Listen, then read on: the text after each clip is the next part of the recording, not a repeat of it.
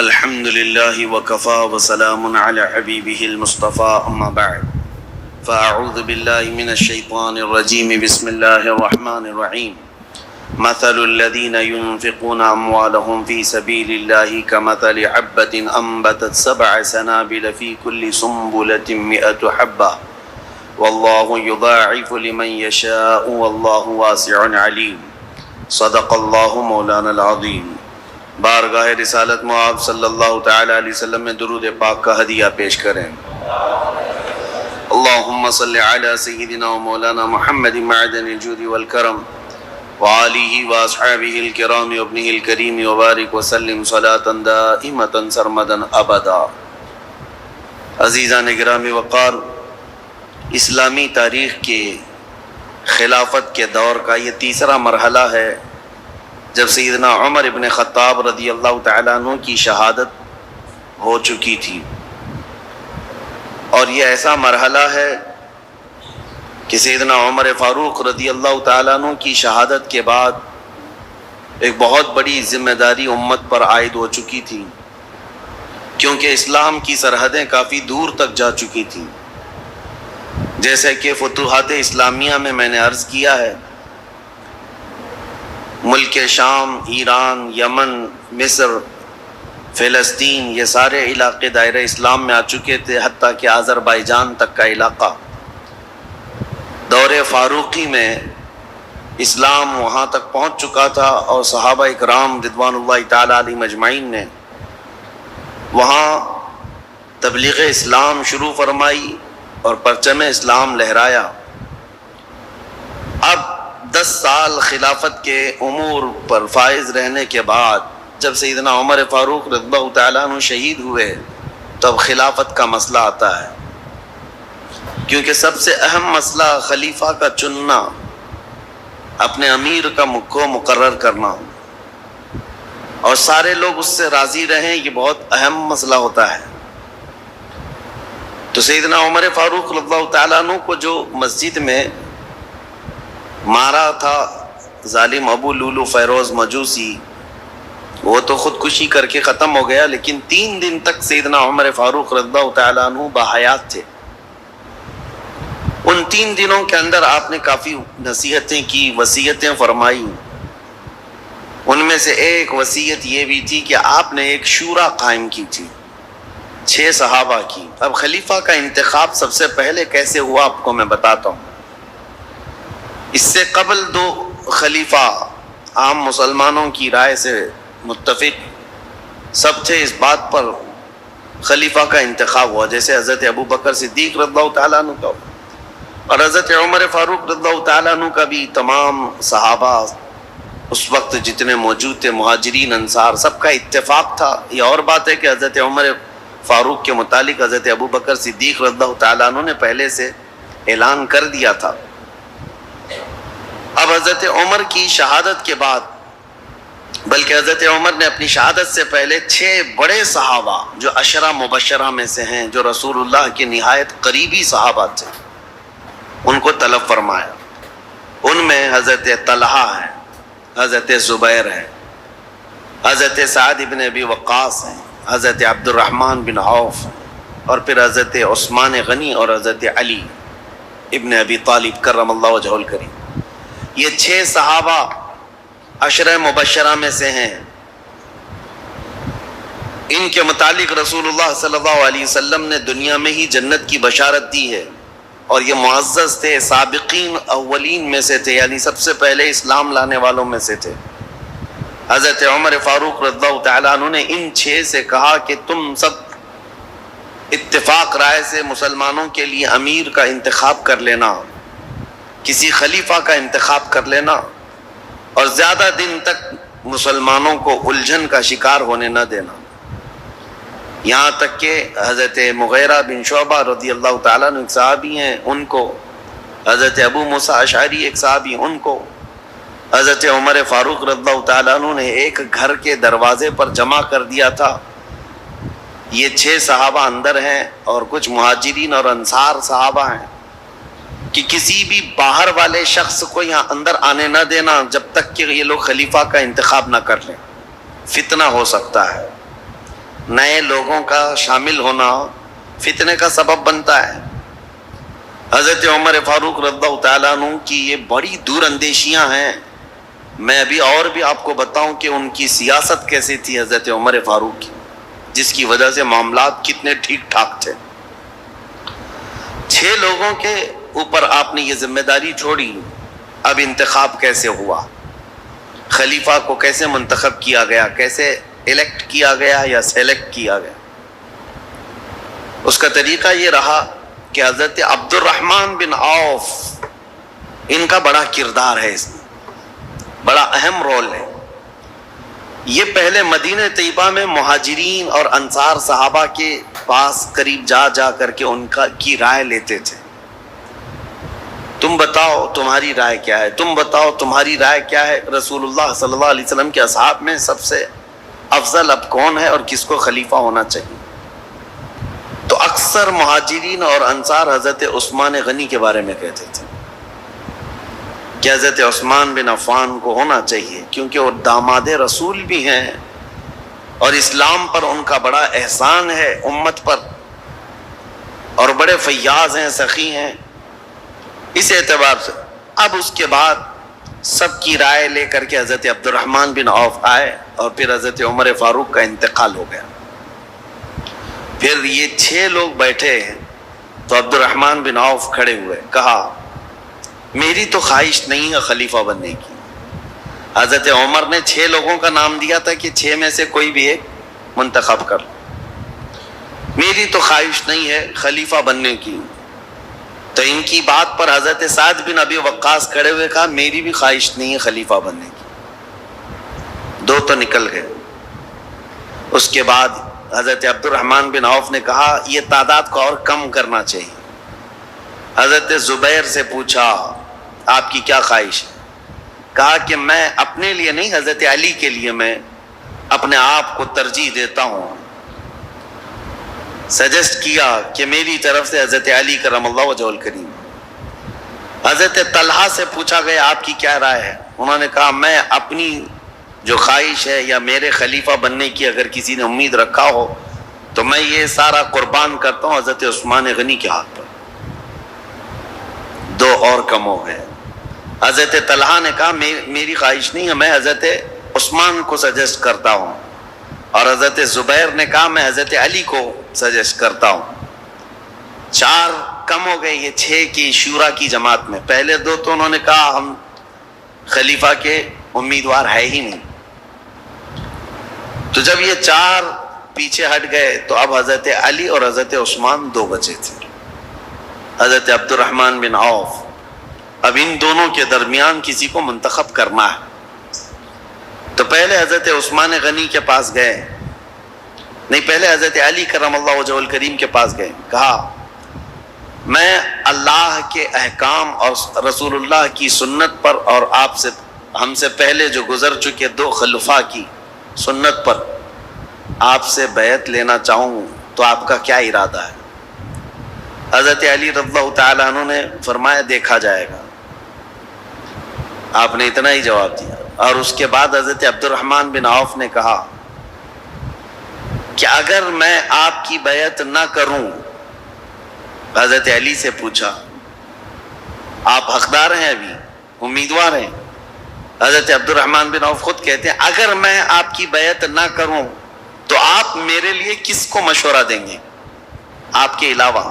حضرت علی نے کہا اگر آپ میرے ہاتھ پہ نہیں بیعت کرنا چاہتے ہیں تو میں مشورہ دیتا ہوں کہ عثمان بن عفان کے ہاتھ پہ بیعت کرو۔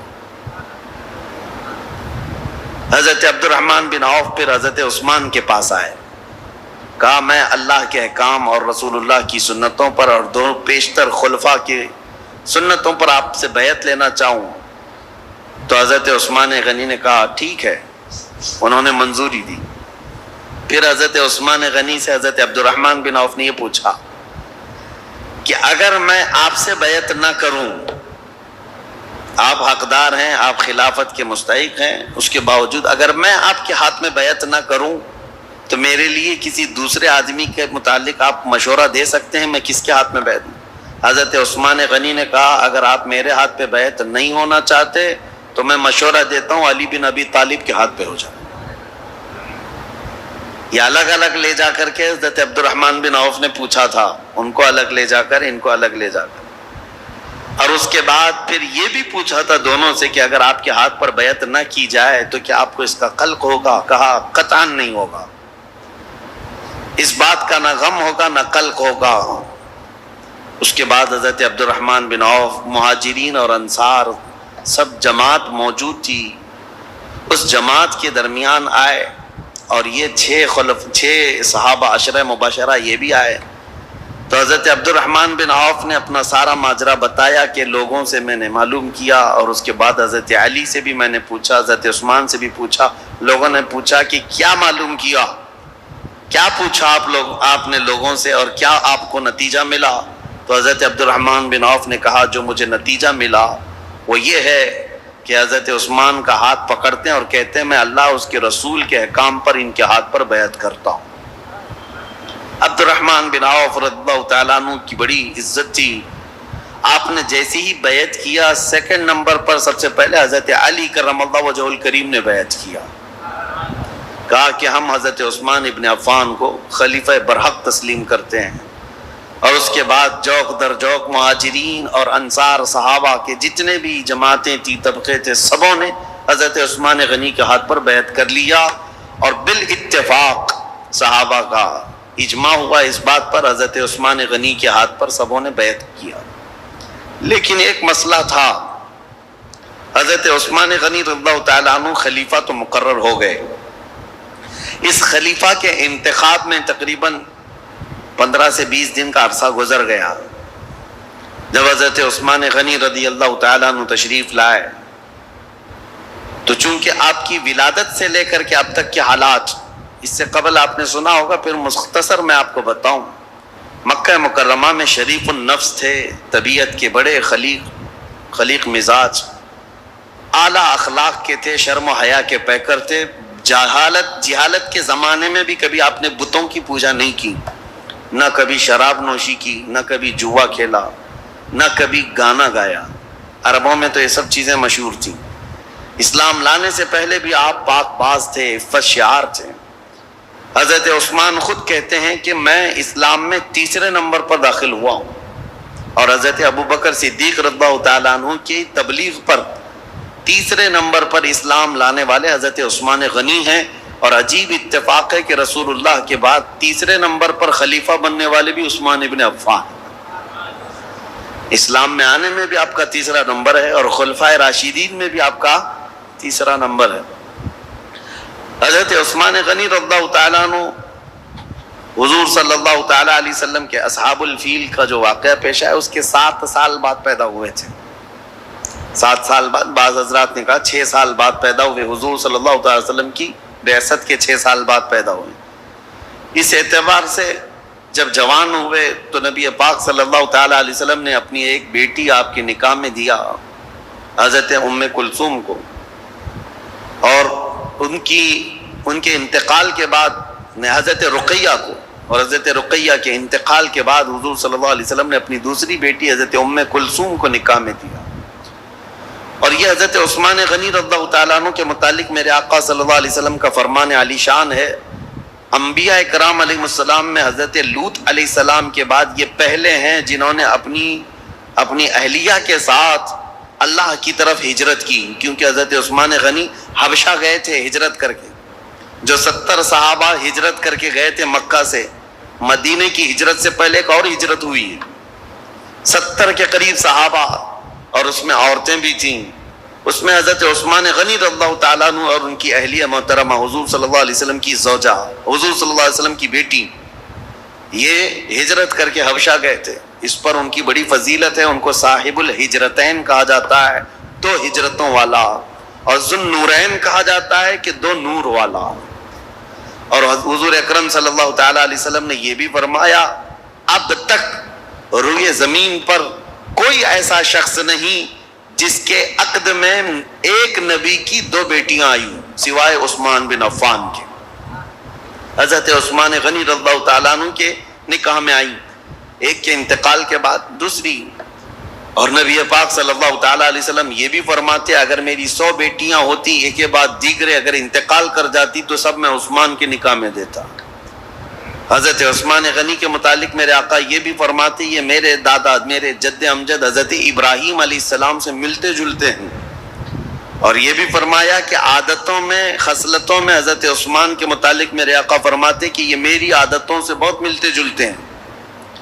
تو یہ رہے ان کے فضائل، یہ رہے ان کے اوصاف، ان کے کمالات، بلکہ ان کی فضیلتوں میں سب سے بڑی بات یہ ہے میرے آقا صلی اللہ تعالیٰ علیہ وسلم کی خود عادت کریمہ تھی۔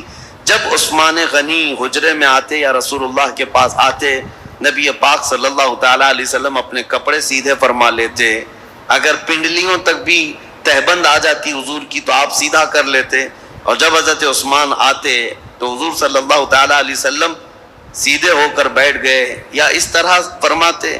تو صحابہ حضرت عائشہ نے خود پوچھا تھا کہ عثمان کے آنے پر آپ اس طرح کیوں کرتے ہیں؟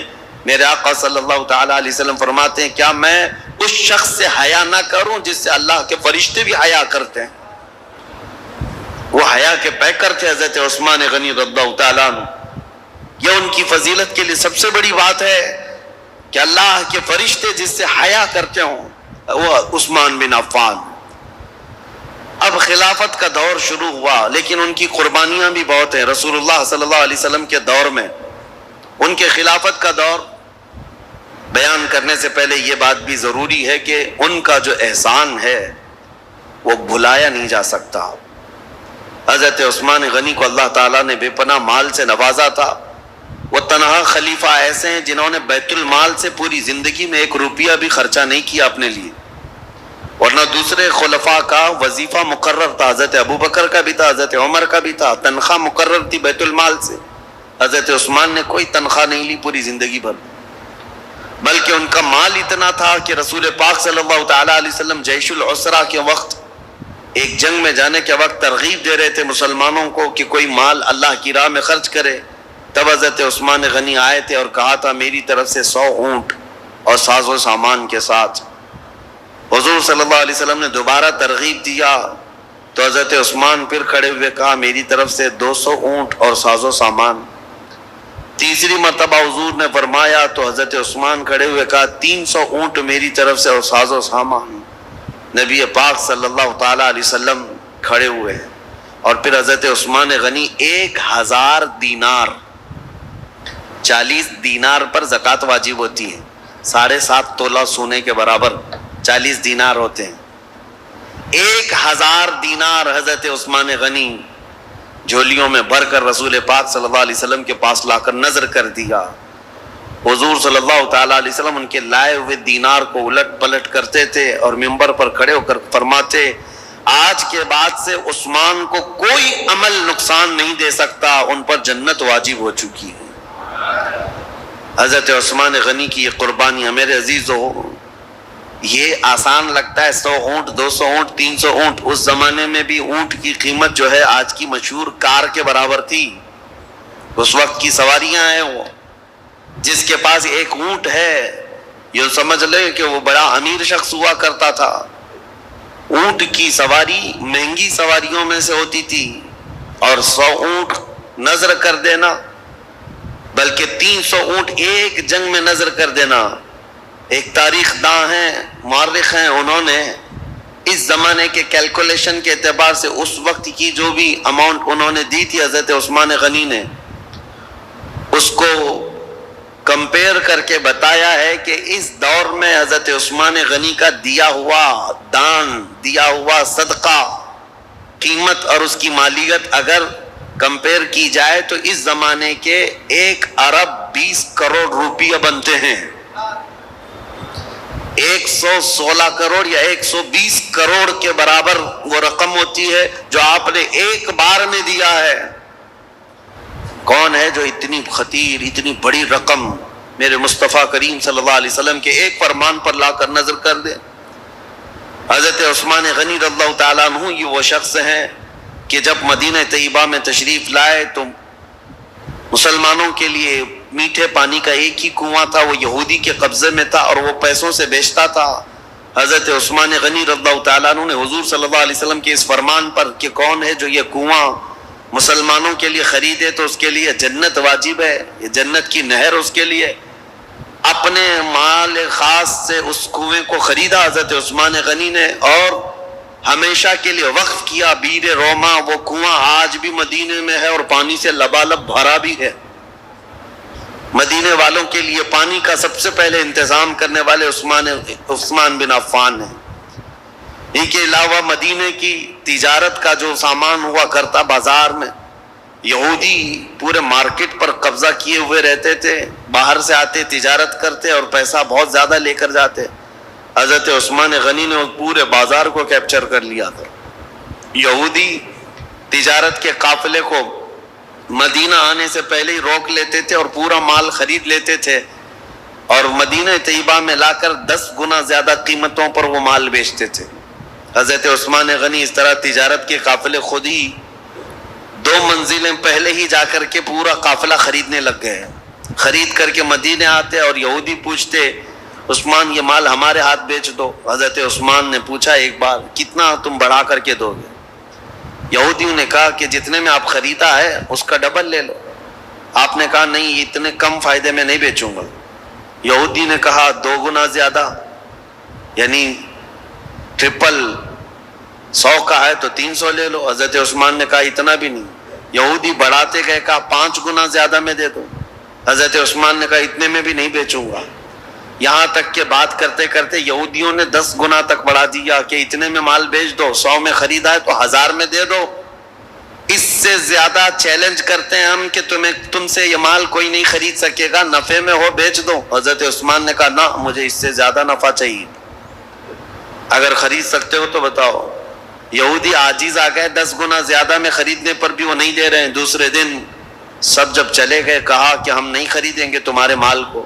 حضرت عثمان غنی مدینہ طیبہ میں ایک میدان میں وہ پورا غلہ اناج اور قافلے کا تجارت کا سامان سب اتارتے ہیں.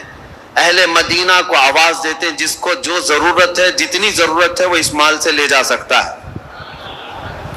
انفاق فی سبیل اللہ، جتنوں کو ضرورت تھی سبوں نے مال لے لیا. یہودی آئے اور پوچھا کہ کیا عثمان تم نے مال بیچ دیا؟ کہا ہاں. کتنے نفع میں؟ کہا میرے رب کے ہاتھ میں 70 گنا زیادہ نفع میں بیچ دیا. کیونکہ اللہ تعالیٰ نے فرمایا ہے کہ جو اللہ رب العزت کی راہ میں ایک خرچ کرے اللہ تعالیٰ اس کو 70 گنا زیادہ عطا کرتا ہے. میں نے بہت بڑا سودا کیا جو تمہاری حیثیت نہیں ہے دینے کی. یہ عثمان ابن عفان ہیں. اب آئیں یہ خصائل اور یہ اوصاف حمیدہ ان کے سنانے بہت ضروری تھے. اس کی وجہ کیا ہے کہ بعد میں آنے والے حالات اس پر آپ کی نظر ہونی چاہیے کہ حضرت عثمان غنی کا تذکرہ ہو رہا ہے تو ایک عام آدمی کا ذکر نہیں ہو رہا ہے. ان کے اپنے کمالات ہیں، ان کی خصلتیں ہیں، ان کی بہت ساری ان کی اسپیشلٹی، یہ سب چیزیں معلوم ہونی چاہیے. اب آگے چلتے ہم دور عثمانی پر. حضرت عثمان غنی رضی اللہ تعالیٰ عنہ جیسے ہی خلافت کے منبر پر کھڑے ہوئے آپ کے لیے بڑے چیلنجز تھے. پہلا خطبہ آپ نے جو دیا وہ خطبہ یہ تھا کہ آپ نے اللہ اس کے رسول کے احکامات کی تعلیم اور تلقین کی اور اللہ سے ڈرایا لوگوں کو. اس کے بعد بول نہ سکے، کپ کپی آئی جسم میں اور کہا کہ اے لوگوں، کسی بھی آدمی کے لیے پہلی مرتبہ گھوڑے پر سوار ہونا بہت مشکل ہوتا ہے. پہلی مرتبہ گھوڑے پر سوار ہونا بہت مشکل ہوتا ہے اور وہ سواری نہیں کر پاتا. مجھے تم سبوں نے اس خلافت کے بوجھ پر یا خلافت کے تخت پر سوار کر دیا ہے. اور رہی بات خطبہ دینے کی، میرے پورے خاندان میں کوئی خطیب نہیں ہے. جیسی جیسی ذمہ داریاں آئیں گی میں خطبہ دے دوں گا. آج کے لیے اتنا ہی کافی ہے. اللہ کے فرائض پر عمل کرو، رسول اللہ کی سنتوں پر چلو، یہ کہہ کر کے آپ اتر آئے. اب دیکھیں چیلنجز کیا کیا تھے آپ کے زمانے میں جن سے آپ کو فیس کرنا تھا.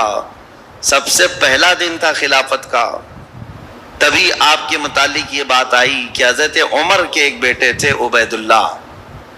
حضرت عمر ابن خطاب فاروق اعظم کے بیٹے عبید اللہ. ہوا یہ تھا کہ حضرت عمر کو جس نے شہید کیا وہ ابو لولو فیروز مجوسی، وہ تو خود تلوار سے اپنے آپ کو مار کر مر گیا، خودکشی کیا.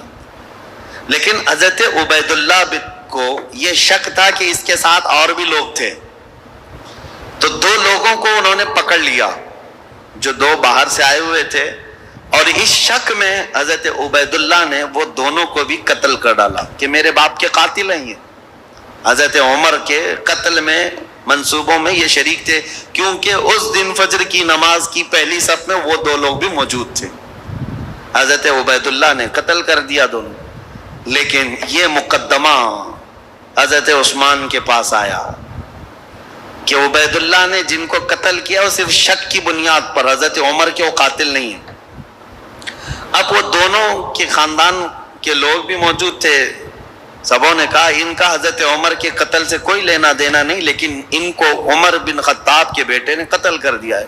حضرت عثمان نے ان کو طلب کیا، عبیداللہ کو. وہ حضرت عبیداللہ کو کھڑا کیا گیا، فیصلہ کیا کرنا ہے. صحابہ اکرام سے آپ مشورہ لیتے رہے کہ ان کے متعلق کیا کیا جائے. انہوں نے دو لوگوں کا قتل کیا ہے، تو صحابہ نے کہا قتل کا قصاص قتل ہے، قصاص لینا ہوگا. دو کو انہوں نے مارا ہے، بدلے میں ان کو جان دینی پڑے گی. حضرت عثمان غنی نے کہا دیکھو وہ دونوں خاندان کے لوگ جن کے دو مرد تم نے قتل کیے، اس کے بدلے میں اب تمہارا قتل ہوگا. لیکن کچھ صحابہ آئے اور کہا عثمان ابن عفان سے، کہا یہ کیسی بات ہے کہ ابھی ابھی خلیفہ برحق عمر ابن خطاب کا انتقال ہوا، ان کے گھر والوں کے لیے بڑا صدمہ ہے کہ وہ بھی قتل ہوئے ہیں، شہید ہوئے ہیں، اور آج ہم ان کے بیٹے کو قتل کر رہے ہیں قصاص میں. حضرت عثمان طبیعت کے بڑے نرم مزاج ہیں، پہلے خلیفہ سے بالکل برعکس. یعنی حضرت عمر کے سے مزاج میں ان کا مزاج زمین آسمان کا فرق ہے. حضرت عثمان غنی رضی اللہ تعالیٰ عنہ نے وہ دونوں مقتول جو تھے، قتل ہوئے تھے، ان کے خاندان والوں سے کہا کہ اگر تم بدلے میں قصاص میں جان کے بدلے کوئی اور چیز طلب کرنا چاہو تو بتاؤ. انہوں نے کہا ہمیں مال کی ضرورت ہے. حضرت عثمان نے جتنا انہوں نے طلب کیا تھا اس کا 10 گنا بڑھا کر کے اپنے جیب خاص سے وہ دونوں کے قتل کی دیت ادا کر دی. خون بہا اس کو کہا جاتا تھا. اور قتل کے بدلے میں یہ فدیہ دے کر کے ان کو آزاد کر، ان کو رخصت کر دیا. اس طرح حضرت عبیداللہ بن عمر کو بھی انہوں نے بچا لیا. یہ پہلا مقدمہ تھا جو حضرت عثمان ابن عفان کی خلافت کے دور میں پیش آیا. لیکن اس مقدمے کا چرچا سب جگہ پھیلا کہ آپ کا یہ عدل تھا کہ حضرت عثمان غنی رضی اللہ تعالیٰ عنہ نے مقتولین کے گھر بھی بھاری بھرکم معاوضہ پہنچایا اور حضرت عمر ابن خطاب کے گھرانے کو بھی بچا لیا. یہ حالات زیادہ دن تک نہیں چلے. بہرحال اب مجھے یہ بتانا ضروری ہے کہ حضرت عثمان ابن عفان رضی اللہ تعالیٰ عنہ طبیعت کے نرم مزاج تھے. جب آپ خلافت پر بیٹھے تھے اس وقت تو آپ کی عمر 70 سال کے قریب تھی. حضرت عثمان غنی رضی اللہ تعالیٰ عنہ 70 سے اوپر تھی. 70 سال کی عمر کے بعد آپ کو خلافت پر فائز کیا گیا ہے. آپ نے اپنے دور میں جو فوجیں بھیجی اور بہت سارے جو ممالک اسلامیہ یعنی دوسرے ممالک جو اسلام میں آئے ان کی بھی ایک لمبی فہرست ہے. پہلا تو یہ ہے کہ حضرت عثمان ابن عفان رضی اللہ تعالیٰ عنہ کے دور میں اسپین جو اس زمانے میں اندلس کہا جاتا تھا، آج کا اسپین، یا حضرت عثمان غنی کے دور میں فتح ہوا. اور اسلامی فوجوں میں سب سے پہلے فوجیں پہلے میدان میں اتر کر کے لڑتی تھیں. لمبا لمبا سفر کیا ہے صحابہ نے. امیر معاویہ رضی اللہ تعالیٰ عنہ جو ملک شام کے گورنر تھے، حضرت عمر کے زمانے سے چل رہے تھے، حضرت امیر معاویہ وہ ملک شام دمشق کے والی تھے، گورنر تھے. ان کی ایک خواہش تھی کہ قبرص جو آج ترکی کا حصہ ہے، سائپرس جس کو کہتے ہیں، یا قبرص، یہ وہی علاقے ہیں.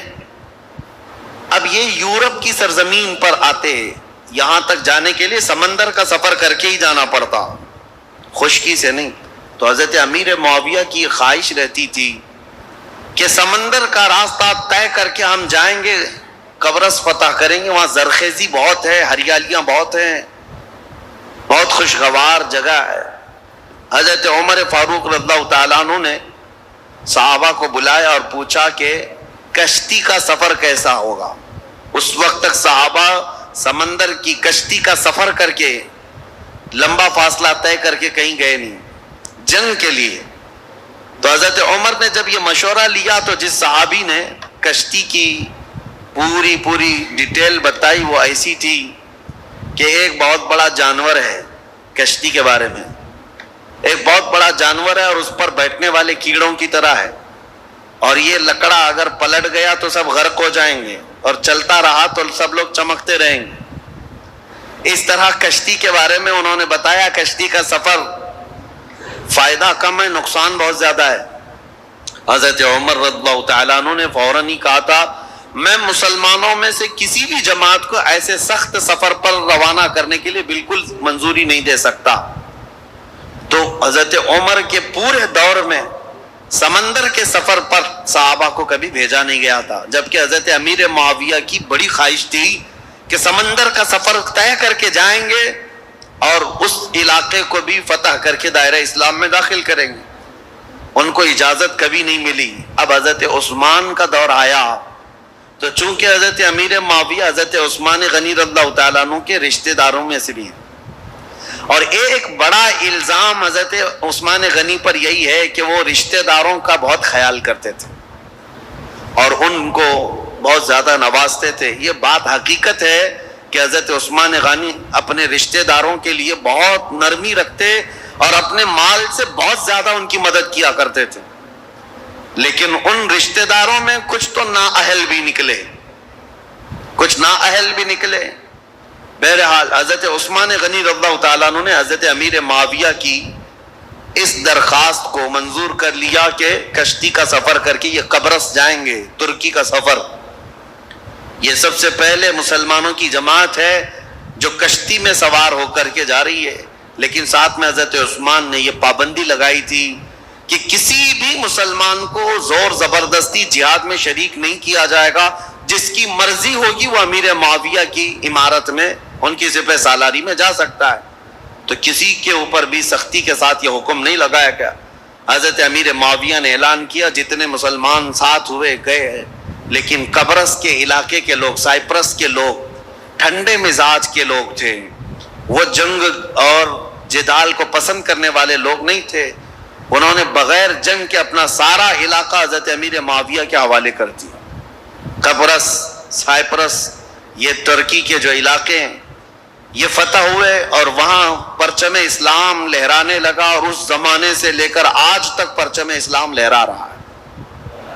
سمندر کے باہر اسلامی فوجیں جو پہنچیں سمندر کو کراس کر کے، یہ حضرت عثمان غنی کے دور میں ہوا۔ اب یہاں سے قبرص پر جیسے ہی مسلمان آئے، اس کے بعد پھر کوئی علاقہ بچا نہیں، وہاں سے طبرستان، پھر اس کے بعد جرجان، رشیا میں پہنچ گئے۔ رشیا کے وہ علاقے جو آج ازبکستان وغیرہ کہے جاتے ہیں، اس زمانے میں یہ سمرقند، بخارا، نیشاپور کے نام سے تھے۔ اب مسلمان فوجیں وہاں تک بھی پہنچ گئیں، سمرقند، بخارا، نیشاپور، یہ سب علاقے فتح ہوتے ہوتے رشیا جو آج کے دور کا رشیا ہے، اس کے بیچوں بیچ مسلمان پہنچ چکے تھے دور عثمان ابن عفان میں۔ میرے عزیزو، مجھے عجیب حیرت ہوتی ہے پڑھ کر کے، مسلمانوں کی کوئی سرحد نہیں تھی، وہ نکلتے چلے جاتے تھے، صحراؤں کو عبور کیا، جنگلوں کو پار کیا، سمندروں کو، سب چیزیں انہوں نے پھلانگ دیں اور اسلام کو کہاں سے کہاں لے آئے۔ ایک خطہ یہ تھا جو یورپ کی سرزمین پر گئے، ایک خطہ ایشیائے کوچک یا پھر رشیا کی طرف جس کو کہیں، اس طرف نکلا صحابہ کا۔ اب تیسرا ایک طبقہ ہے صحابہ کا جو بہت اہم کردار ادا کیا حضرت عثمان غنی کے زمانے میں۔ حضرت عثمان ابن عفان رضی اللہ تعالیٰ عنہ کے زمانے میں ایک صحابی ہیں حضرت عبداللہ بن عبید، ان کو سپہ سالاری تھی اور یہ اپنی جماعت لے کر کے سب سے پہلے سارے علاقے پھلانتے ہوئے، عبداللہ بن ابی سرح جو مصر میں آئے تھے، یہاں سے انہوں نے سب سے پہلے جو داخلہ کیا وہ افریقہ کے جنگلات میں اور بربر قوم کے سامنے اسلام کو لے کر پہنچ گئے۔ اب وہ تاریخ اگر میں آپ کو بتاؤں، بربر قوم کون ہے؟ بربر یہ لفظ ہی مشہور ہو گیا، جب کبھی کوئی بہت زیادہ سختی کرتا ہے تو اس کو کہتے ہیں ظلم و بربریت. ظلم اور بربریت یہ لفظ جو ہے نا مترادف ہے، ہم معنی ہے، ایک ہی معنی کا ہے. یہ جنگلوں میں رہنے والی ایک ایسی قوم جو کپڑے بھی نہیں پہنتی تھی اور انسان خور، آدم خور، انسانوں کا گوشت بھی کھا جانے والی قوم، اور ان کی زبان نہیں، نہ ادھر کبھی انسانوں میں ان کا آنا جانا ہے. وہ جنگلات میں رہنے والی قوم، اور ذرا برابر ان کے دل میں رحم نہیں، جس چیز کو دیکھیں مار ڈالیں، بہت سختی کے ساتھ مار ڈالیں. اور نہ ہی کوئی تہذیب، کوئی سلیقہ، نہ کوئی اخلاق، عام سی زندگی گزارتے، جانوروں کی طرح رہتے. بلکہ ان کے ہاں مردوں اور عورتوں کا اختلاط ایسے ہی ہوتا تھا جیسے جانوروں کا ہوتا ہے. یہ بربر قوم افریقہ کے جنگلات میں رہنے والی، اس قوم کے پاس بھولے بھٹکے اگر کوئی انسان پہنچ بھی جاتا تو وہ ان کا لقمہ بن جاتا تھا، شام میں اس کا کباب بننے والا ہوتا، وہ اس کو بھون کر کھا جاتے تھے. اس سخت ترین قوم کے پاس جانا ایک بہت بڑا چیلنج تھا. رسول پاک صلی اللہ تعالی علیہ وسلم کے عظیم ترین صحابہ جو چٹانوں کے پاس بھی جمے رہ گئے، سمندروں کو بھی انہوں نے پھلانگ دیا، وہ انسانوں کی ایک جماعت سے کیسے پیچھے ہٹتے، وہاں پر بھی پہنچ گئے، افریقہ کی اس بربر قوم کے پاس پہنچے. اب آپ کو میں بتاؤں، وہ بربر قوم جو آدم خور تھی، انسانوں کو کھاتی، ظلم ان کا بہت انتہا کو رہتا، وہ اچانک دائرہ اسلام میں آئے، میرے مصطفیٰ کریم صلی اللہ علیہ وسلم کے سچے غلاموں میں شامل ہوئے. کیسے یہ انقلاب آ سکتا ہے؟ کبھی آپ سوچیں.